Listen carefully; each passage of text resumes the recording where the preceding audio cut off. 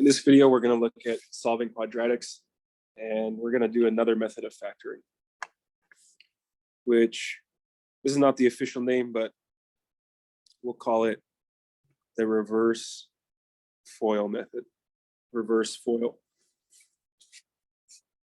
And we won't get into where that name comes from just yet. We may later in the quarter. So reverse FOIL, we're going to use this method for the most part when we have quadratics that look like, let's say, like this.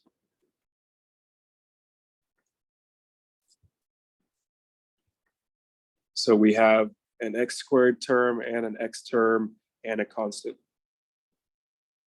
So same idea as when we do difference of two squares and factoring out a GCF. We're just going to be able to factor this using another method, again, which we're calling the reverse FOIL method. So this has a little bit of a process. This is maybe the more complicated one of the three factoring methods we're looking at. So for this one, your first step is to take the constant on the end and list all the factors of it. And when we're doing this, we didn't do this with the GCF, but here for reverse FOIL, you need to pay attention to the sign that's in front of it. So you need to think about what numbers can multiply to give us a positive 2. That can either be 1 times 2, or there's actually one more pair. What is it going to be? It's going to be -1 times -2, because 2 positives make a positive and 2 negatives make a positive also.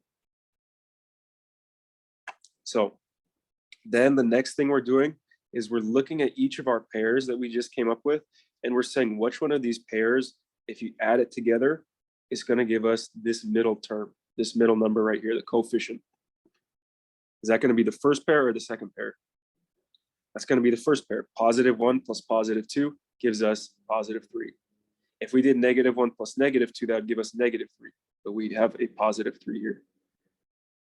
So for these simpler ones we're going to do, it's always going to look like this. X, 2 parentheses with X at the front. And then we're going to fill out the rest of it based on this pair that we just found. We just found the pairs that's going to work for us is +1, +2. So we put +1, +2, and that's it. And then from here, we'd solve by inspection. This would be x equals -1 and x equals -2. Again, to solve by inspection, we're saying what value of x is going to make this parentheses equal to 0. That'd be -1. What value of x is going to make this one equal to 0? That'd be -2. -2 plus 2 is 0.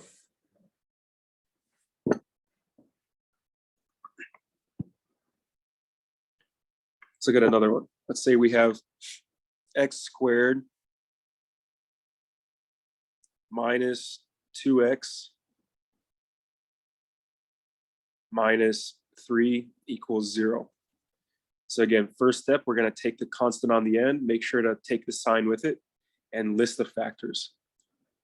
So when we're doing practice problems and the classwork, make sure to show this step. So now we have a negative. How do you get a negative number? Well, you have to multiply 1 negative times 1 positive. So you can be -1 times +3 or +1 times -3. You need to put both. So basically, if your constant is negative, it's going to be 1 negative, 1 positive, or 1 positive, 1 negative, just switching it around. If it was a positive, if it was +3 here instead of -3, then it'd either be both positives or both negatives. If you have 2 of the same sign, it gives you a positive. If you have 1 of each sign, it gives you a negative.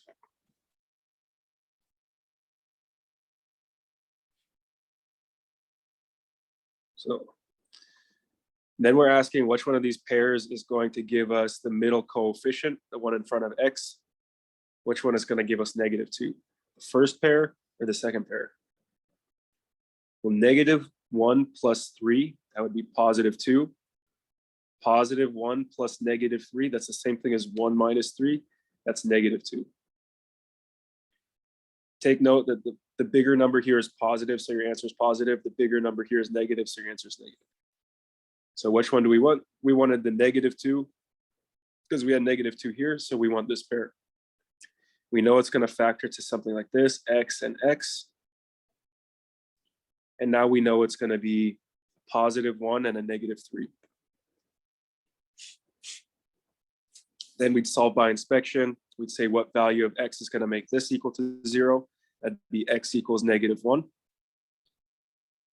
And if you're still wrapping your head around it, you can just set it equal to 0 like we did yesterday and solve for x. You'll get the same thing. And over here, we're going to get x equals 3. Because if you plug in 3 here, 3 minus 3 gives you 0. So x equals -1, x equals 3.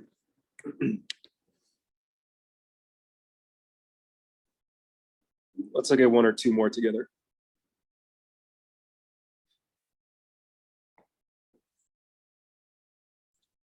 Let's say we have x squared plus,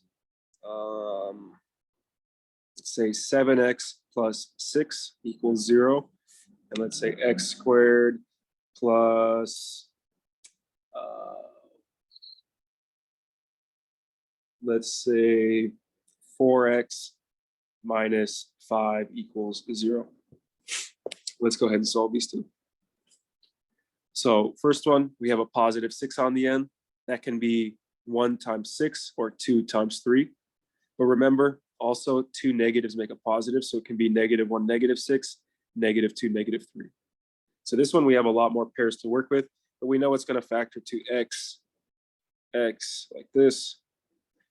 And then which pair are we going to want? First pair, second pair, third pair, fourth pair. Well, we want a +7. You want the number in front of x with the sign. 1 plus 6 would give us 7. 2 plus 3 would give us 5.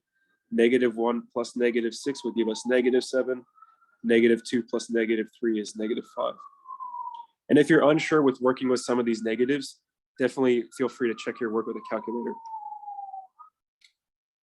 And so we wanted +7, so we want this first pair up here. That's a +1, +6. Solve by inspection, x equals -1, x equals -6. Then over here, same thing. We have a -5. That's a negative, which means to get a negative, you need 1 negative times 1 positive, or 1 positive times 1 negative. So you need the signs to be different.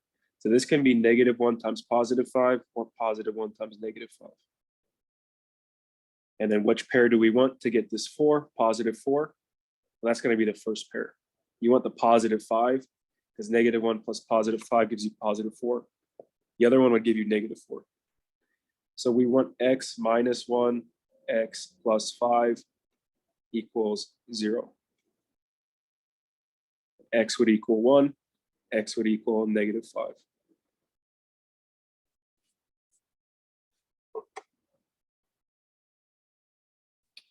And now let's try maybe a couple practice problems.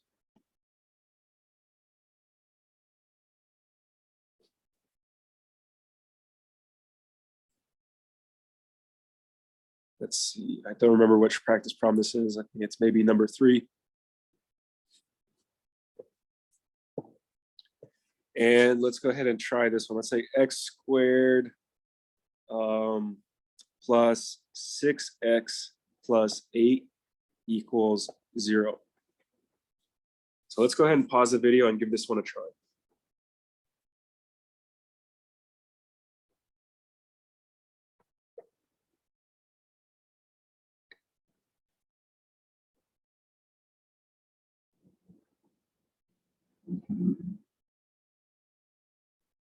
All right, let's have a look. So we take the constant on the end and list all the factors of it. It's a positive, so we know they're going to both be the same sign, either both positives or both negatives. So we'll say 1, 8, 2, 4, or -1, -8, -2, -4. Then we're saying which one of these pairs would add up to give us this number in front of x, which is +6. Let's see, 1 plus 8 would give us 9. 2 plus 4 would give us 6. -1 plus -8 would give us -9. -2 plus -4 would give us -6. So if you notice, we had the one we want earlier, which is this one here. We want +6. So we're going to have x, x.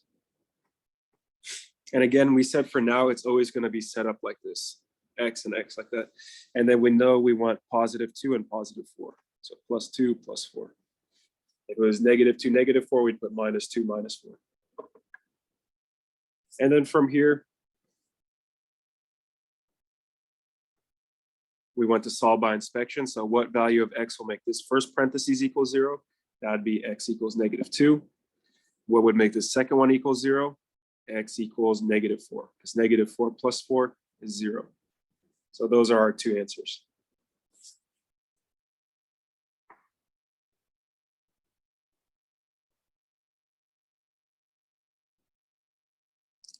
Let's try one more.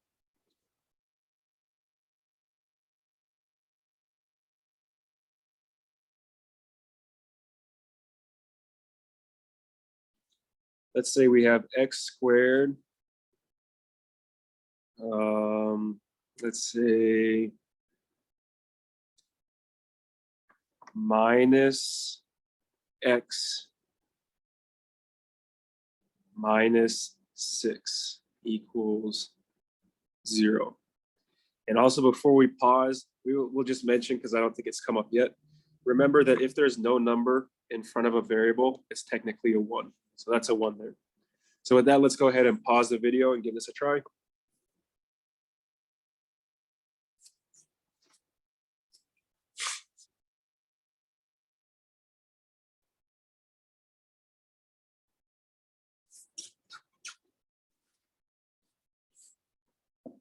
All right, so our constant here is -6. It's a negative, which means we need one negative, one positive for our factors.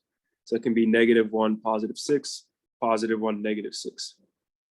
It can be -2, +3, +2, -3. Then we're going to ask which one of these pairs is going to add up to give us this -1. Let's see, positive or -1 plus +6 would give us +5. +1 plus -6 would give us -5. -2 plus 3 would give us +1. +2 plus -3 would give us -1. So that's the one we want. We wanted -1. So we know it's going to factor to be like this, x and x. And we want +2, -3, +2, -3. Solve by inspection. Here, x would equal -2. Here, x would equal +3.